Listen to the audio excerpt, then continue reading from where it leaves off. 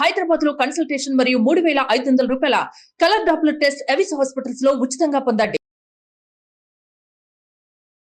Welcome to Suman TV. నేను మీ సుమంటి వినాగ్. కోల్కతా ఇన్సిడెంట్కి సంబంధించినటువంటి వాటిల్లో ఆల్రెడీ పోస్ట్ మార్టం రిపోర్ట్లో జరిగినటువంటి దానికే ఇప్పటికే జూనియర్ డాక్టర్స్ కొంతమంది ధర్నా చేస్తున్నారు. 17 మినిట్స్కే అంత అయిపోవటం ఏంటి?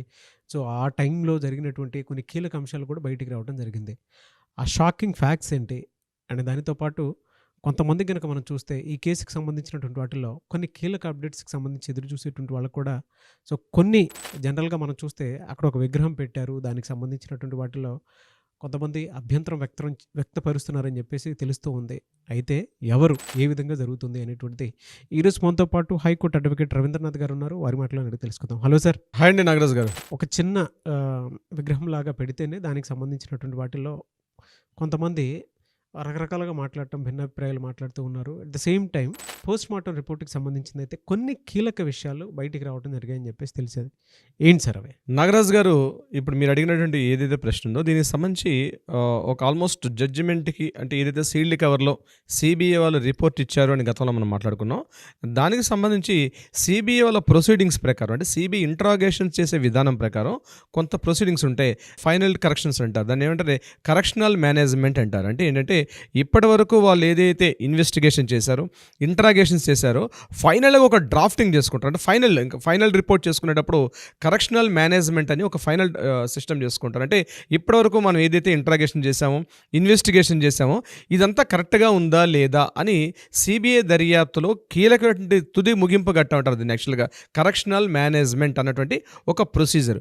ఆ ప్రొసీజర్లో భాగంగా నిన్న సంజయ్ రాయ్ని, సందీప్ ఘోష్ని కూడా నిన్న ఆల్మోస్ట్ 10-12 గంటల పాటు కూర్చుని మాట్లాడడం కూడా జరిగింది. దీంట్లో ప్రతి ఈచ్ అండ్ ఎవ్రీ పాయింట్ కూడా సిబిఐ వాళ్ళ దర్యాప్తులో భాగంగా చేసుకుంటూ వెళ్తున్నారు. అయితే ఇక్కడ మనం పోస్ట్ మార్టం రిపోర్ట్ అనే విషయం గురించి మనం గత వీడియోలో కూర్చొని మాట్లాడాము.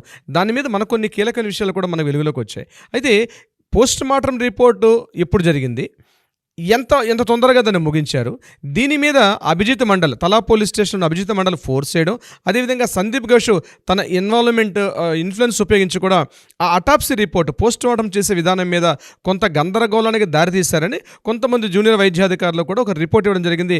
దానికి సంబంధించిన మన ఎవిడెన్సెస్ కూడా గడిచిన వీడియోలో మనం పెట్టడం జరిగింది. అయితే అందులో కంటిన్యూటీ భాగంగా పోస్ట్ మార్టం చేసే విధానంలో కీలకంగా సోషల్ మీడియాలో బాగా వ్యాప్తిలోకి వచ్చినటువంటి ఇన్ఫర్మేషను, చాలామంది ఒక మెదడును తొలిచే ప్రశ్న ఫస్ట్ మనకి న్యూస్ జరిగిన తర్వాత ఇమ్మీడియట్గా అందరి మైండ్లోకి వచ్చిన క్వశ్చన్ ఏంటంటే, ఆమె వెజినాలో 151 గ్రామ్స్ యొక్క ఒక టైప్ ఆఫ్ ఒక లిక్విడ్, ఒక విసిడ్ అంటారు దాన్ని, ఒక జిగట పదార్థం ఉంది. అది స్పెర్మా XYZ అనేటువంటి వర్డ్ తెలియకుండా చాలా రూమర్స్ చక్కర్లు కొట్టింది. దాంతో సిబిఐ ఇన్వెస్టిగేషన్ తర్వాత దీని గురించి పెద్దగా డిస్కషన్ అంతా సోషల్ మీడియాలో ఎక్కడ లేకుండా పోయింది. అయితే చాలామంది అంటే ముఖ్యంగా మన లోకల్గా ఉన్నటువంటి వెస్ట్ బెంగాల్ యొక్క లోకల్ బెంగాలీ పత్రికలు ఏం చెప్తున్నాయంటే, దీని మీద సిబిఐ వాళ్ళు ఒక ఏదైతే అటాప్సీ రిపోర్ట్ మీద డిపెండ్ అయ్యారు. అటాప్సీ రిపోర్ట్ ఎవరి వల్ల ఇన్ఫ్లుయెన్స్ అయింది? సందీప్ ఘోష్ అదేవిధంగా అభిజిత్ మండల్తో ఇన్ఫ్లుయెన్స్ చేయబడడం జరిగిందని కూడా మనం మాట్లాడుకుంటున్నాం. అయితే ఇది కరెక్టా కాదా? ఈ వెజినాలో ఆ వెజినాలో ఉన్నటువంటి ఆ 151 గ్రామ్స్ ఏదైతే అది అసలు దాని గురించి ఆ విసిడ్ గురించి మనం మాట్లాడుకుంటే మనకు అంత ఇన్ఫర్మేషన్ కొంత మీతో షేర్ చేసుకునే ప్రయత్నం చేస్తాను నాగరాజు గారు.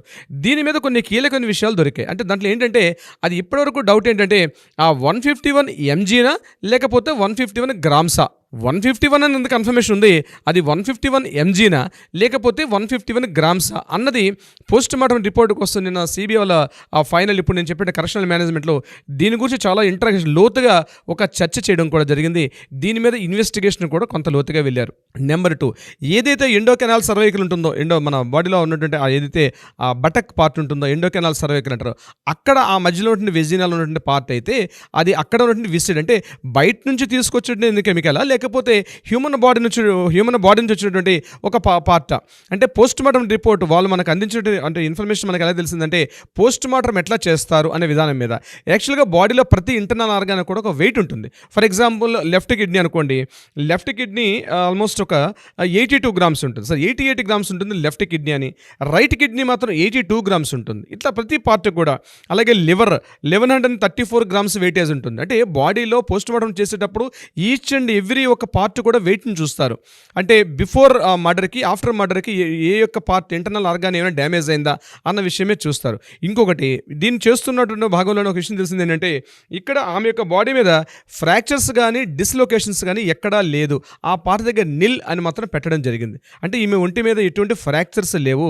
అదేవిధంగా డిస్లొకేషన్స్ అంటే జాయింట్స్ అక్కడెక్కడ కదిలే పరిస్థితి కూడా లేదని చెప్పి అక్కడ నిల్ అని ఉంది. సో మనకు తెలిసిన రిపోర్ట్ ప్రకారం అయితే ఆమెకు ఒంటి మీద గాయాలు ఉన్నాయి తప్పించి ఫ్రాక్చర్స్ లేవు. ఇట్స్ నిల్ అని అయితే ఇక్కడ ఒక అటాప్సీ రిపోర్ట్ ప్రకారం సెంటెన్స్ చూడడం మనం జరిగింది. అట్ ద సేమ్ టైం ఈ వెజినాలో ఉన్నటువంటి సెలైవా ఈ విసిడ్ దీనికోసం ఒక టెస్ట్ చేస్తారు. దాన్ని విసేరా టెస్ట్ అని అంటారు. ఆ టెస్ట్ పేరు విసేరా అని ఒక టెస్ట్. ఆ టెస్ట్ కోసం మరలా పంపించారు మళ్ళీ రిపోర్ట్ కోసం. ఏదైతే లిక్విడ్ కలెక్ట్ చేసి పెట్టుకున్నారో యాక్చువల్గా దాని రూల్ ఏంటంటే యాక్చువల్గా 4 degrees సెంటిగ్రేడ్ కన్నా తక్కువలో ఉండాలి టెంపరేచర్లో. ఆల్మోస్ట్ ఇది ఇప్పుడు మరలా కరెక్షనల్ మేనేజ్మెంట్లో భాగంగా దాన్ని మరలా కరెక్షన్కి పంపించారు. అది కరెక్టా కాదు. అయితే ఇక్కడ డాక్టర్స్ చేసే పని ఏమిటంటే ఓన్లీ ఫర్ అ బాడీ పార్ట్ని చేస్తారు. బట్ ఇటువంటి ఏవైతే ఉంటాయో ఇటువంటి ఎక్స్ట్రాక్ట్ ఉన్నటువంటి ఈ యొక్క సెలైవా కావచ్చు లేకపోతే ఈ విసిడ్ కావచ్చు ఇట్లాంటి అన్నీ కూడా చెక్ చేయాలంటే ఇది ఫోరెన్సిక్ వాళ్ళకి సంబంధించింది, డాక్టర్స్ వాళ్ళకి కాదు. ఈ యొక్క ఫోరెన్సిక్ వాళ్ళ ల్యాబ్ రిపోర్ట్ని బేస్ చేసుకుని ఉంటారు. అది ఎస్ఆర్ అని చెప్పాల్సింది ఫోరెన్సిక్ అంటే ఎస్ఎఫ్ఎల్ వాళ్ళు ఇచ్చిన రిపోర్ట్ని బేస్ చేసుకుని ఉంటారు.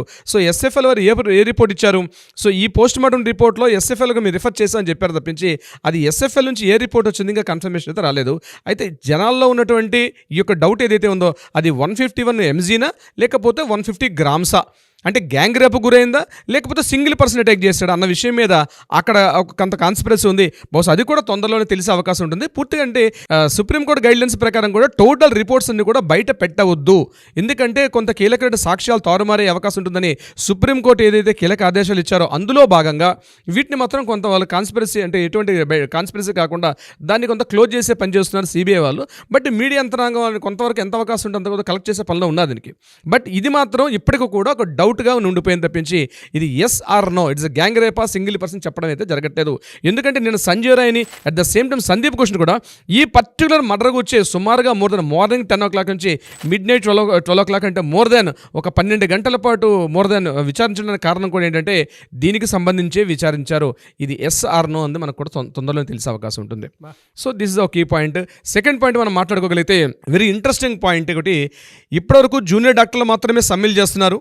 వాళ్ళు పూర్తిగా ఆ కాలేజీలు విడిచిపెట్టేసి డాక్టర్స్ కూడా తమ వృత్తిని ఓపీడీ సేవలు కానీ మన ఆపరేషన్ థియేటర్ ఓటీ సేవలు మొత్తం విడిచిపెట్టి రోడ్ల మీదకి వచ్చి ధర్నాలు నిరసనలు తెలుపుతున్నారు. అయితే ఈరోజు ఈ సీనియర్ డాక్టర్స్ ఉంటారు అంటే ఆల్రెడీ ఎగ్జిస్టింగ్ ఉన్నటువంటి సీనియర్ డాక్టర్ అందరూ కూడా సుప్రీంకోర్టుకు ఒక పిటిషన్ సాయంత్రం వేశారు. ఏంటంటే జూనియర్ డాక్టర్లు చేస్తున్న సమ్మెకి మేము కూడా మద్దతు తెలుపుతున్నాం, మమ్మల్ని కూడా పర్మిట్ చేయండి అన్నటువంటి ఒక పిటిషన్ సుప్రీంకోర్టులో వేస్తున్నారు. సుప్రీంకోర్టు నుంచి కన్ఫర్మేషన్ వస్తే వాళ్ళు కూడా సీనియర్ డాక్టర్స్ కూడా వీళ్ళతో పాటు పార్టిసిపేట్ చేసే అవకాశం కూడా ఉంది డెఫినెట్గా. సో మొత్తం సీనియర్ డాక్టర్లు కూడా వచ్చినట్లయితే ఎంటైర్ రాష్ట్రం యొక్క పరిస్థితి ఏమైపోతుందంటే ఒక పెద్ద అంతర్గతంగా చాలా అంతర్యుద్ధానికి దారితీసే పరిస్థితి ఉంటుంది. ముఖ్యంగా దీన్ని మోబోక్రసీ అంటారు. దీని మీద ఒక ఫిలాసఫర్ మాట్లాడుతూ మోబోక్రసీ అంటారు. మోబోక్రసీ అంటే ఒక గుంపు, అంటే గుంపు అంతా. ఇది యాక్చువల్లీ డెమోక్రసీయా మోబోక్రసీ అంటే ఒక గుంపు ఆఫ్ యాక్టివిటీ. ఒక 10 మంది లేచి ఈరోజు ఆల్రెడీ సిపిని డిస్మిస్ చేయడం కానీ ఇంకో మిగిలిన యాక్టివిటీస్ని కూడా అంటే ఒక రాష్ట్ర ప్రభుత్వం యొక్క చేష్టలు అట్లా ఎందుకు పనికి రాకుండా పోతే మోబోక్రసీ ఒక గుంపు అందరూ కలిసి తమ అనుకున్నట్టుగా తమ యొక్క నిర్ణయం అంటే తమ యొక్క డెసిషన్స్ అన్ని కూడా అంటే ఏ రకమైన ముందుకు జరగాలని రాష్ట్ర ప్రభుత్వం ఈ మోబోక్రసీయే పూర్తిగా దాన్ని కంట్రోల్ చేసే పరిస్థితికి వస్తుంది. బహుశా వెస్ట్ బెంగాల్ ఆ స్థితిలోకి వెళ్తుందా అన్నటువంటి ఒక డౌట్ను కూడా వ్యక్తపరచడం జరిగింది. దీని మీద సుప్రీంకోర్టు ఎటువంటి డెసిషన్ తీసుకుంటుంది, వాళ్ళకి సపోర్ట్ చేస్తుందా లేకపోతే ఈ సీనియర్ వైద్యాధికారులు కూడా సపోర్ట్ చేస్తారా చేయదండి బహుశా మనకు 1-2 రోజులు తెలిసే అవకాశం కూడా ఉంది నాగరాజ్ గారు. ఓకే, ఇక చివరిగా మనం మాట్లాడుకోవాల్సింది విగ్రహ ఏర్పాటు. ద క్రై ఆఫ్ అవర్ అని ఒక స్లోగన్ తోటి ఒక విగ్రహాన్ని ఏర్పాటు చేశారు. ఆర్జికర్ మెడికల్ కాలేజీలో ప్రిన్సిపాల్ గారు చాంబర్ ఎదురుగుండా ఒక భయంకరమైనటువంటి ఒక ఫైబర్ గ్లాస్తో ఏర్పాటు చేస్తుంటే ఒక ఆర్తనాదాన్ని వెలిబుస్తుంటే ఒక ఫోటోని అంటే ఒక శిల్పాన్ని అక్కడ వ్యక్తపరచడం జరిగింది. అయితే ఇంతవరకు ముందు అనుకున్నట్టుగా జూనియర్ డాక్టర్లు చేశారనుకుంటున్నారు కానీ కొంతమంది సోషల్ యాక్టివిటీస్లు అంటే సోషల్ మీడియాలో రెగ్యులర్గా ఫాలోవర్స్గా ఉన్నటువంటి కొంతమంది వ్యక్తులు జూనియర్ వైద్యాధికారులతో కలిసి ఈ యొక్క విగ్రహాన్ని ఏర్పాటు చేశారనేది అయితే మనకి క్లియర్గా తెలుస్తుంది. ఆ విగ్రహాన్ని ఆల్రెడీ స్టార్ట్ చేశారు. అయితే ఈ విగ్రహం మీద రకరకాల భిన్నాభిప్రాయాలు వస్తున్నాయి. ఎందుకంటే సుప్రీంకోర్టు గైడ్లైన్స్ ప్రకారం ఈ యొక్క అభయ్ యొక్క పిక్చర్స్ కానీ ఫొటోస్ కానీ ఎక్కడ కూడా ఈవెన్ దో సోషల్ మీడియాలో వికీపీడియాలో ఎక్కడ లేకుండా చేస్తుంటే అటువంటి సందర్భంలో ఇటువంటి విగ్రహం స్థాపించడం అవసరమా అని కొంతమంది దీని మీద డిఫరెంట్గా వస్తున్నారు. ఇంకొకటి number 2 point, already Durga Navratri ఉత్సవాలు అవుతున్నాయి కాబట్టి ఇంకొక రకంగా అభయ్ యొక్క విగ్రహం చేస్తే బాగుండేది. ఇట్లాంటి భయంకరమైన ఫోటో అంటే ఆ భయంకరమైన ఒక స్కల్ప్చర్, ఒక శిల్పం, అది చూస్తేనే భయంకరంగా ఉంది. అయితే వాళ్ళు ఏం చెప్తున్నారంటే ఇది మేము అభయ్ యొక్క రెప్లికా కాదు, అమ్మాయి యొక్క విగ్రహానికి సంబంధించింది కాదు, ఇది పూర్తిగా ఆ అమ్మాయి పడినటువంటి ఒక మానసిక వేదన, ఆ లాస్ట్ చివరలో ఇటువంటి వేదన పడింది. ముఖ్యంగా ఇదే హాస్పిటల్లో ఒక అమ్మాయి ఇంత బలవన్మరణానికి అంటే ఒక బలవంతంగా ఒక మరణం అంటే ఆమెను మర్డర్ చేసే స్థితిలో ఆ అమ్మాయి పడే వేదనని బస్ట్ వరకు తీసుకుంటే ఆ ముఖంలో మేము చూపించడం జరిగింది తప్పించి దీనికి అభయకి ఎటువంటి సంబంధం లేదు అని కొంతమంది వాదిస్తున్నారు. ఈ విగ్రహం మీద కూడా కొన్ని ఆల్రెడీ రేపు దీని మీద కూడా కొన్ని కేసులు ఫైల్ అయ్యే అవకాశం ఉంది. బహుశా ఈ విగ్రహాన్ని ఉంచుతారా లేదా విగ్రహాన్ని తీస్తారన్నది కూడా తొందరలో కూడా తెలిసే అవకాశం ఉంది. బట్ చాలా మంది చాలా రకాలుగా ఒక పార్ట్ ఆఫ్ యాక్టివిస్టులు దీన్ని సపోర్ట్ చేస్తున్నారు, కొంతమంది సపోర్ట్ ఇట్లాంటి విగ్రహాలు ఉంటే ముందు రాబోయే రోజుల్లో ఇటువంటి విగ్రహాలు చాలా ప్రమాదకరంగా ఉంటాయి కాబట్టి ఈ విగ్రహం పెట్టడం సరికాదు అంటున్నారు. బట్ ఏదేమైనప్పుడు కూడా ఆ విగ్రహాన్ని టచ్ చేసే పరిస్థితులు మాత్రం ఎవరు లేరు. ఏమవుతుందని తొందరలో మనకు తెలిసే అవకాశం ఉంటుంది. నాగరాజు గారు ఎక్కడి నుంచి సేకరిస్తారు సార్ అసలు ఇంత డేటానే? చాలా డీటెయిల్డ్గా అంటే స్టడీ చేసే విధానంలో కూడా చెప్పే విధానంలో కూడా లోపల deep research deep mind set ఉంటే తప్ప అంటే న్యాయం జరగాలి అనేటువంటి ఇంటెన్స్ ఎంత బలంగా ఉంది అని అంటే మీరు డే 1 నుంచి చెప్తూనే ఉన్నారు కదా, ఇది చరిత్రకు ఒక మంచి నాంది అండి, జస్టిస్కి దీని తాలూకు రిజల్ట్ వేరే ఉంటుందని చెప్పేసి ఎప్పటికప్పుడు అదంతా మీరు మాట్లాడేటప్పుడు బలంగా కనిపిస్తుంది, వినిపిస్తుంది సార్ నాకు. ఏదేమైనా sir hats off to you. We want justice, we demand justice. Thank you అన్న, thank you so much Ravindranath garu. Thank you so much Nagaraju గారు.